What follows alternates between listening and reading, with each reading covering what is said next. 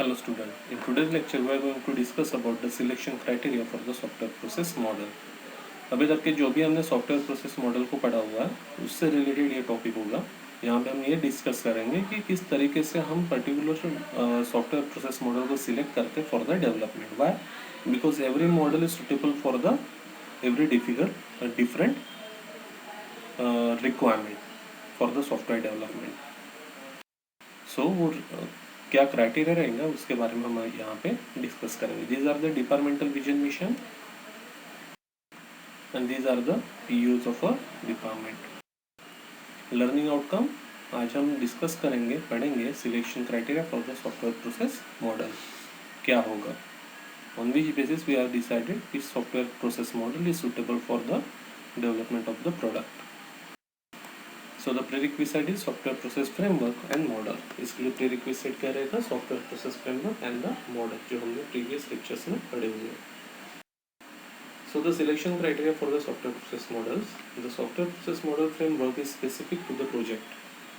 अगर हम यहाँ पे सॉफ्टवेयर प्रोसेस फ्रेमवर्क मॉडल की बात करेंगे तो स्पेसिफिक रहेगा टू द प्रोजेक्ट के साथ में। Thus it is essential to select the software process model according to the software which is to be develop. इसलिए ज़रूरी होगा कि जिस सॉफ्टवेयर को आप डेवलप करना चाह रहे हो उसके अकॉर्डिंगली आप सिलेक्ट करो सॉफ्टवेयर प्रोसेस मॉडल को। कोई भी प्रोसेस मॉडल किसी भी सॉफ्टवेयर के लिए सुटेबल होगा ऐसा ज़रूरी नहीं है।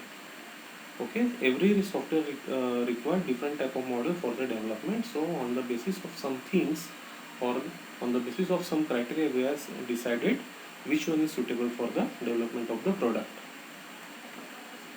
The basis characteristics required to select the process model are project type and associated risks, requirements of the project and the users. So basic characteristics क्या होंगे to select the process model? अगर हमको process model को select करना है तो basic characteristics क्या होंगे? तो सबसे पहले प्रोजेक्ट टाइप क्या है, एसोसिएटेड रिस्क क्या होगी, रिक्वायरमेंट्स ऑफ द प्रोजेक्ट क्या है एंड द यूजर्स। इन सब चीज़ों के बारे में हमको सोचना पड़ेगा। So on the basis of that characteristics this table shows selection on the basis of project type and associated risk. अगर हमको सिलेक्शन करना है प्रोसेस मॉडल को on the basis of project type and associated risk, so this table shows which one is suitable. So first column shows project type and associated risks, and these are the different model: waterfall, prototype, spiral, RAD, formal methods. So अगर ये मैं यहाँ पे project type and associated risk की बात कर रहा हूँ तो यहाँ पे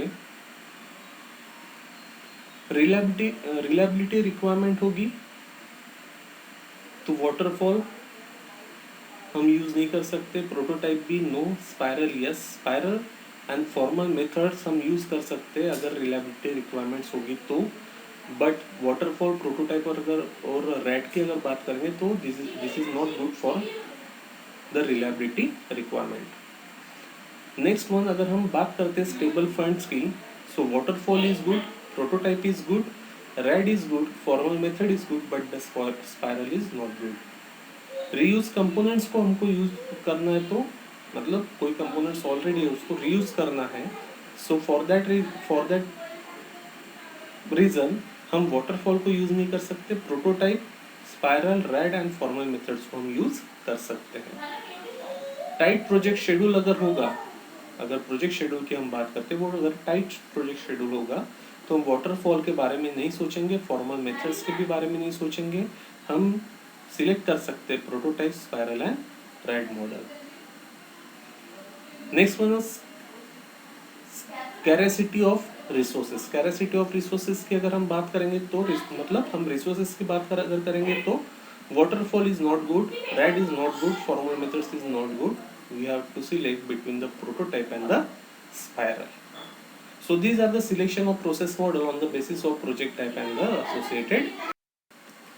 Next one, this table shows the basis on the basis of requirement of the project. The requirement of project के ऊपर में डिपेंड है। requirements of the project, requirement are defined early in SDLC.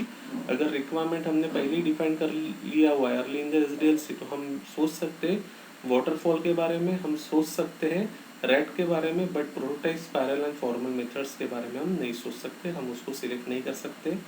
Requirements are easily define and understandable. Requirements आप easily अगर define कर चुके हो और वो अंडरस्टैंडेबल रहेगी तो आप वाटरफॉल को सिलेक्ट कर सकते हो, रैट को सिलेक्ट कर सकते हो, फॉर्मल मेथड्स को सिलेक्ट कर सकते हो, बट प्रोटोटाइप एंड स्पायरल को सिलेक्ट नहीं कर सकते हो। अगर रिक्वायरमेंट आर चेंज फ्रिक्वेंटली, अगर आपकी रिक्वायरमेंट मतलब कस्टमर की रिक्वायरमेंट चेंज हो रही है frequently, so you not go for the waterfall and the ride model, you will continue with the prototype, spiral or the formal methods only.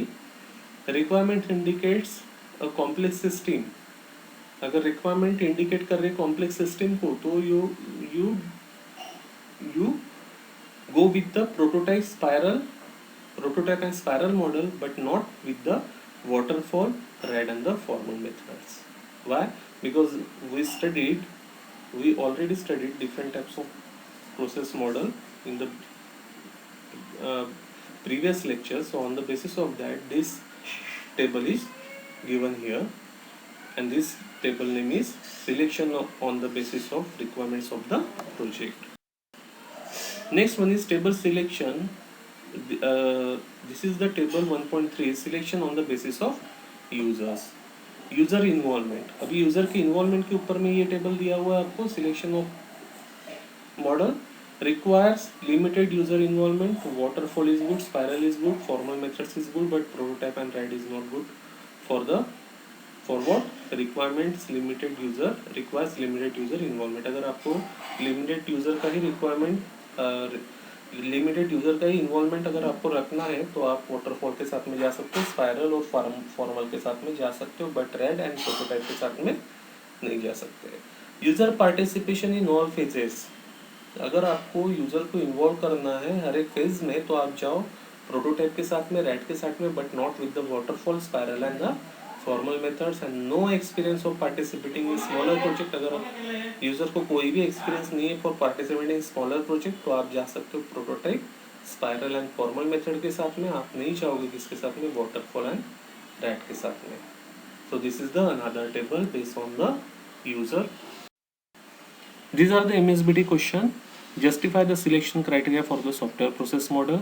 Justify करना है selection process criteria for the software process model. Summary of learning.